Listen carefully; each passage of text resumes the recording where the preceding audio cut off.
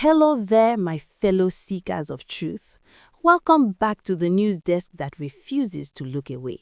And if the Nigerian government thought they could keep Mazi Nnamdi Kanu's case a local affair, they just got a very rude, very American awakening.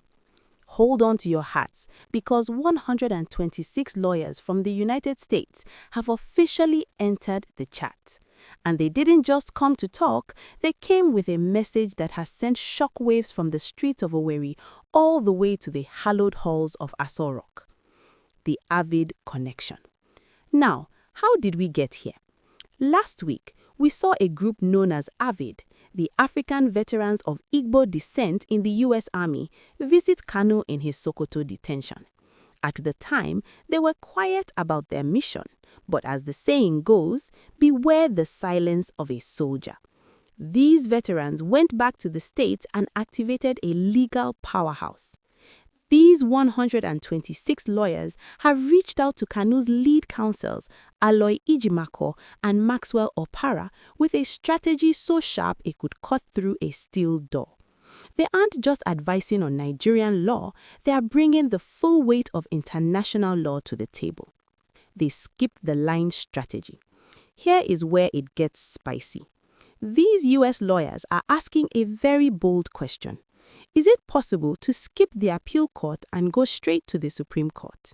Now, if you know anything about Nigerian law, you know we love our processes. You go from High Court to appeal to Supreme. It's like a ladder, and you can't skip the rungs.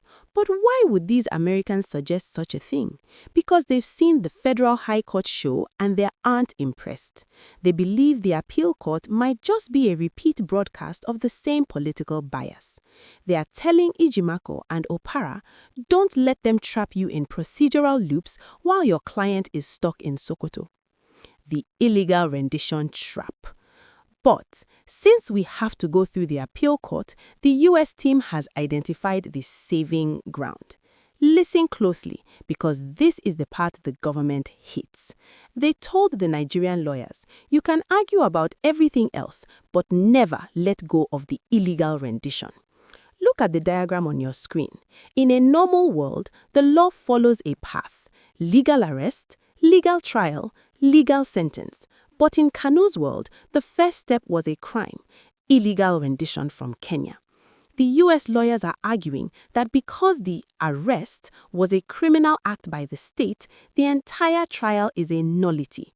It's like trying to build a house on a foundation made of stolen sand. Eventually, the whole thing has to fall.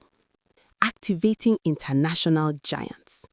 This is where the 126 U.S. lawyers become a nightmare for the prosecution.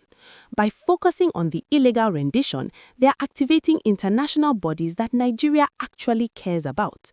We're talking about the United Nations, the African Union, the Commonwealth, and ECOWAS. Nigeria is a member of all these groups, and guess what? Not a single one of them has a snatch and grab policy in their handbook. The U.S. lawyers are preparing to move the battle from the courtrooms of Abuja to the international stage, where sovereignty isn't a valid excuse for kidnapping. The moral of the story. The moral of today's update is simple. The world is watching, and the world has a lot of lawyers. 126 of them to be exact. Mazi Nnamdi Kanu might be in a cell in Sokoto, but his voice is currently being amplified by some of the sharpest legal minds in the Western world. The Nigerian government tried to make this case of one man versus the state, but it has officially become international law versus the state. And in that fight, the state usually loses its appetite for the battle. So, what do you think? Can 126 U.S. lawyers actually force a change in the Nigerian judiciary, or will the appeal court continue the repeat broadcast? I want to hear from you. This isn't just news, it's history in the making. Drop your comments, share this video with everyone who thinks Kanu is alone, and make sure you are subscribed. I've got another video coming up about a secret message Kanu sent back to the U.S. veterans. It's emotional and it's powerful. You don't want to miss it. Click the video on your screen right now to see the good news Kanu just received in prison. See you there. Bye.